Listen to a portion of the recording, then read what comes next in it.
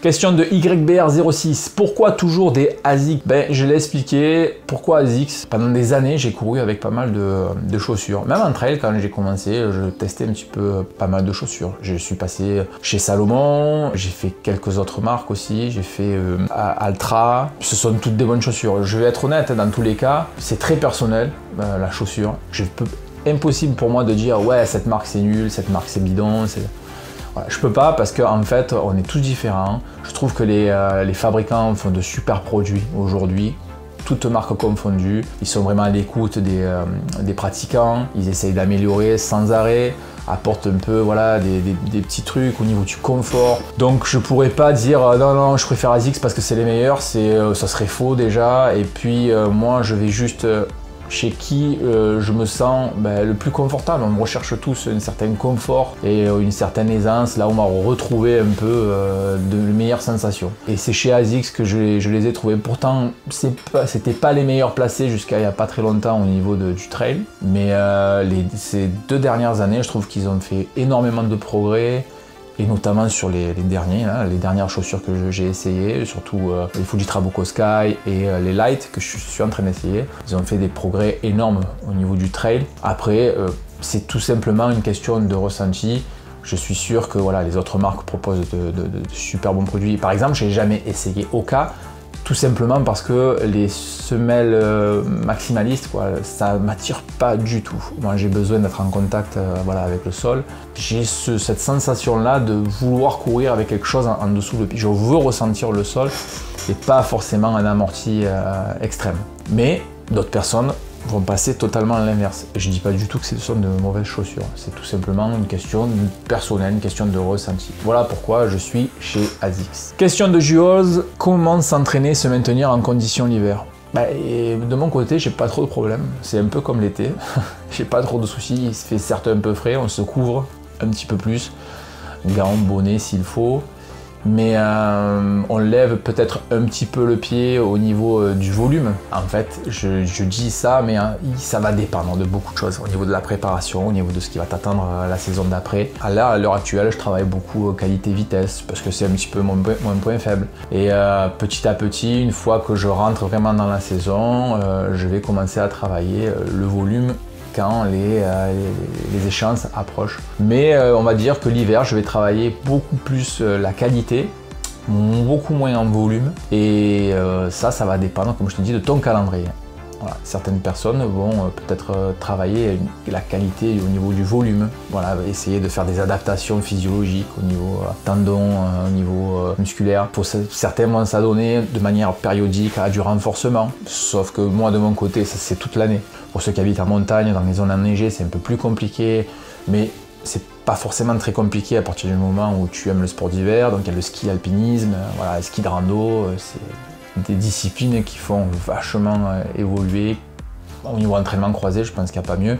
D'ailleurs, les meilleurs aujourd'hui s'entraînent dans ces disciplines. On prend David Emanini qui fait énormément de ski alpinisme, Kylian Jornet aussi. Voilà, donc ce sont des disciplines qui maintiennent une condition de forme assez optimale. Et d'ailleurs, sport porté, pas d'impact au sol.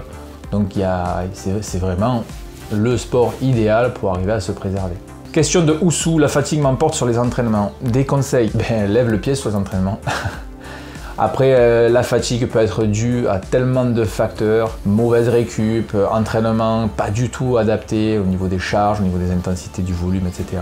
L'alimentation, le sommeil, je crois que je l'ai dit, je sais pas, mais bon voilà. Il faut passer vraiment en revue ton hygiène de vie actuelle. Est-ce que déjà ton entraînement est adapté? Voilà, au niveau, comme je viens de le dire, volume, intensité. Est-ce que tu manges correctement? Est-ce que tu dors correctement? Tout ça sont des facteurs de récupération. Ce sont les plus importants. Voilà. À partir de ça, si tu penses que tu es vraiment dans les clous, il faut peut-être faire un check-up au niveau analyse de sang, voir s'il n'y a pas une fatigue chronique qui s'est installée. Mais il faut faire tout d'abord juste un bilan au niveau de ce que je viens d'énoncer. Question d'Evalexi76, as-tu déjà fait la traversée des Calanques de Marseille à Cassis? Si oui, tu as un GPX. Non, d'une traite, c'est vrai que je ne l'ai jamais fait. Et ce serait intéressant d'ailleurs de le faire. Les sentiers, je les connais relativement bien. de Callelongue en passant par Pastré jusqu'à Cassis. Voilà, je connais pas mal de sentiers, mais d'une traite, non, j'ai jamais fait et malheureusement, non, pas de GPX. Question de Dioseb, comment es-tu passé en médio-pied? Je suis passé en médio-pied lorsque j'ai commencé à avoir des douleurs au niveau C'était au niveau de la patte doigt. C'est arrivé lorsque j'ai commencé à faire de grosses distances dans les descentes. J'ai des douleurs qui ont commencé à apparaître. Forcément, vu que c'était très handicapant et que je n'arrivais plus à courir, j'essayais de trouver un moyen de corriger le problème. Donc forcément, ça passait par une analyse déjà de ma foulée. Et je me suis dit, bon, qu'est-ce qui va pas? C'est à chaque fois que je tape, donc peut-être que si j'amortis un petit peu plus, voilà. Et je me suis dit, tiens, je vais essayer d'amortir en passant en médio-pied. Et il s'avère que ça a été relativement très rapide, voire instantané, à partir du moment où je posais mon pied à plat, que je m'efforçais d'amortir et d'avoir une foulée beaucoup plus souple. C'est passé de suite. Et c'est à ce moment-là que je me suis dit, pourquoi pas essayer de passer en médio-pied. Je suis passé en médio-pied de manière un peu trop brutale, comme beaucoup de personnes peuvent faire l'erreur. Et du coup, conséquence immédiate, douleur au tendon d'Achille, douleur au mollet. J'ai pas pris le temps d'y aller progressivement. Un passage en médio-pied doit se faire très progressivement. Par exemple, se dire, je vais courir pendant 2-3 minutes en médio-pied, je récupère 2-5 minutes et repasser encore en médio-pied. Dès que ça commence à tirer, il faut stopper. Voilà, il faut vraiment stopper immédiatement, le temps de créer les adaptations par la suite et on recommence à la séance d'après de la même façon. On va essayer de rajouter un peu plus de répétitions et ça doit se faire de cette manière-là à partir du moment où tu sens que tu peux vraiment rallonger les distances et encore et encore et encore. Pas de souci. Mais il faut vraiment respecter ça. Si tu le fais pas, ben tu cours à la catastrophe, évidemment, à la blessure, comme j'ai pu le faire. Question de DB, DZ, VDB, voilà, c'est très compliqué là, les surtout. Mais sa question, c'est comment savoir si notre corps est prêt avant de faire une grosse épreuve. J'ai toujours la peur de me blesser, aller demander l'avis d'un préparateur sportif avant de partir, est-ce la solution? Là, on rentre un peu dans ce qui est la préparation mentale. Si tu as déjà cette peur de te blesser, c'est qu'il y a un petit travail mental à faire, je pense, en amont. C'est un aspect aujourd'hui de la préparation, pour toutes les disciplines, quelles qu'elles soient, qui est super importante. La préparation mentale, aujourd'hui, tient une place importante chez l'athlète, dans la préparation d'un athlète. C'est-à-dire, aujourd'hui, on prépare les athlètes à arriver dans des conditions psychologiques vraiment optimales. Voilà, dire, voilà, j'ai fait tout ce qu'il fallait, je me suis mis en condition, rien ne pourra m'arrêter. J'ai fait tout comme il se devait.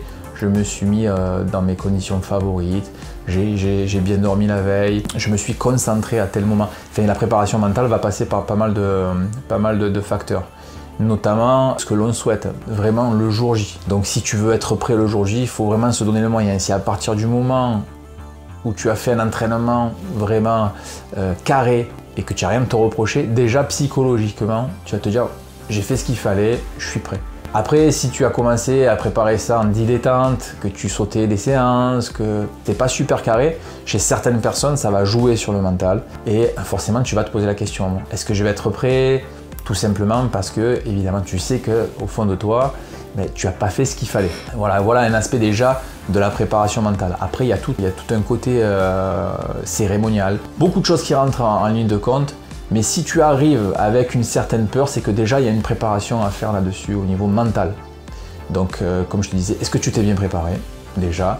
Et si c'est le cas que tu t'es bien préparé mais que tu as toujours cette peur, peut-être faut voir d'autres facteurs. Mais là, ça rentre dans le domaine de la préparation mentale et je ne suis pas qualifié pour ça. Question de JB, comment trouver la motivation dans cette période incertaine? Je peux comprendre que c'est très compliqué pour toutes les personnes qui s'inscrivent sur des courses et qui restent motivées grâce à ça. Je peux comprendre que ce soit assez complexe parce que ça ne donne pas vraiment la motivation d'aller s'entraîner. On se dit je vais aller courir, pourquoi faire?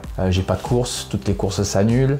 Et moi j'ai toujours voulu faire du sport pour me maintenir dans un état de forme vraiment optimal, pour pouvoir faire ce que j'ai envie. C'est-à-dire que je sais que lorsque je vais partir en montagne, je pourrais prendre mon snow et me faire une journée entière sur la neige en encaissant parfaitement sans être trop fatigué à la fin. Je peux aller courir sur des distances moyennes et je sais que voilà, je peux le faire en autonomie totale. C'est une question d'hygiène de vie que j'ai acquise depuis des années maintenant et qui me donne cette envie de m'entraîner sans pour autant avoir d'objectif à la fin.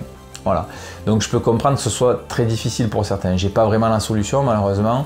Il faut se dire que quand même on s'entraîne pour garder une certaine forme, une certaine hygiène de vie qui va nous permettre de faire pas mal de choses à côté. C'est aussi le moyen d'entraîner des défauts, des petits défauts où on pourrait vraiment s'attarder, passer du temps, sachant que justement on n'a pas d'échéance.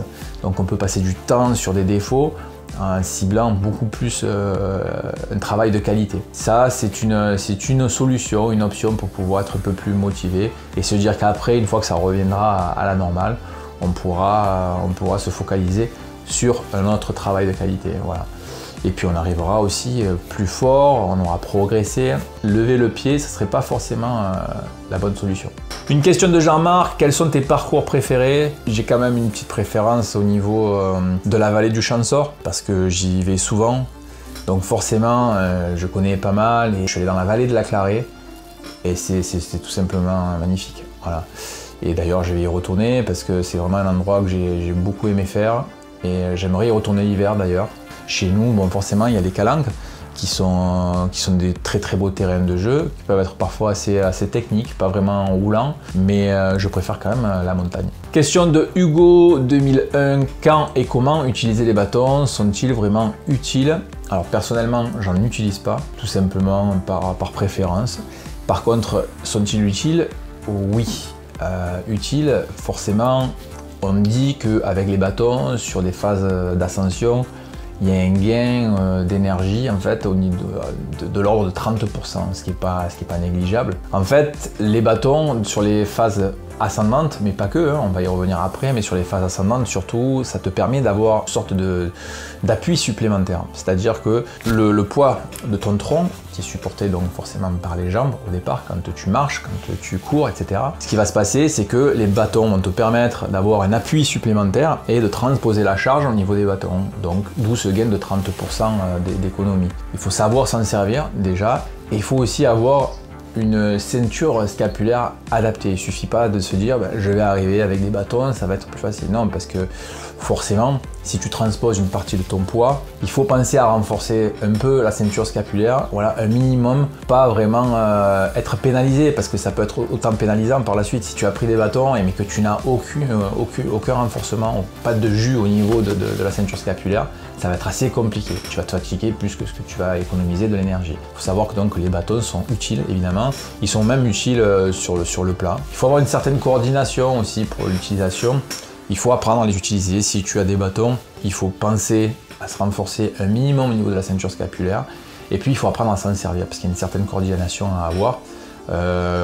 Quand tu cours à une foulée assez régulière ou alors quand tu es à monter, c'est pas tout à fait pareil. Question de Johan, combien de trails courts planifiés dans l'année et comment les planifier pour avoir un rendement optimal avec les entraînements? Là aussi, c'est une question qui est assez complexe parce qu'il va falloir tenir compte du niveau de l'athlète, il va falloir tenir compte en fait de l'objectif majeur. Qu'est-ce que tu appelles par trail court? Les distances, ta préparation. On peut se caler avant une course majeure, de course, on va dire d'objectif mineur qui va justement t'aider dans ta préparation, où tu vas peut-être vouloir développer certaines qualités, d'y travailler peut-être des aspects techniques, et ne pas rechercher, je pense, la performance. Normalement, quand on va aller chercher des objectifs mineurs, on ne va pas forcément aller chercher la performance, on va aller chercher ce côté entraînement et à réaliser ça, une sorte de séance dans les meilleures conditions sans se cramer. Voilà, parce qu'après, derrière, la récupération va être beaucoup trop importante si jamais tu veux performer et que tu te donnes à 400%. Quoi. Question de Florian, quels sont tes objectifs sur le long terme? Mes objectifs sur le long terme, je pense, c'est juste de continuer ce que je suis en train de faire. J'ai pas mal d'idées en tête, notamment un projet qui va sûrement me demander énormément de temps à développer, mais tant que je reste motivé, tant que ce que je fais me passionne, notamment tout ce qui est en lien avec le sport, la montagne, le trail, je pense que ça ne m'arrêtera pas et toujours dans cet objectif de produire de la qualité. Là, je suis actuellement donc, sur les programmes de renforcement pour la préparation spécifique en trail, donc un programme d'entraînement en salle de sport. Voilà quels sont mes objectifs. En fait, sur le court terme, il y a ces petits programmes donc, qui vont arriver spécifiques pour les salles de sport. Sur le long terme, évidemment toujours ce que je propose avec ma marque, avec Damiway, la combinaison, d'autres projets qui sont restés malheureusement en stand-by dû au Covid, que je n'ai pas pu faire arriver à terme pour l'instant, mais qui sont toujours dans les starting blocks, notamment les manchons et les manchettes. D'autres petits produits qui arrivent pour Passion Trail, et puis continuer sur un gros projet que j'ai en tête, que je suis en train de faire germer dans ma tête, et qu'à terme, j'espère pouvoir développer et vous proposer à tous. Et enfin, dernière question de Yanis, c'est quand que tu viens dans les écrins te confronter un peu à l'altitude? Alors Yanis, c'est un guide qui propose des stages de trail, gars fort sympathique, qui m'avait abordé lorsque je descendais de la vallée de la Clarée, et j'y avais posé des questions en ce qui concerne l'altitude. Comme il effectue des stages de trail, j'ai toujours eu des soucis avec l'altitude, malgré que je sois plus ou moins entraîné, j'ai vraiment du mal à m'adapter.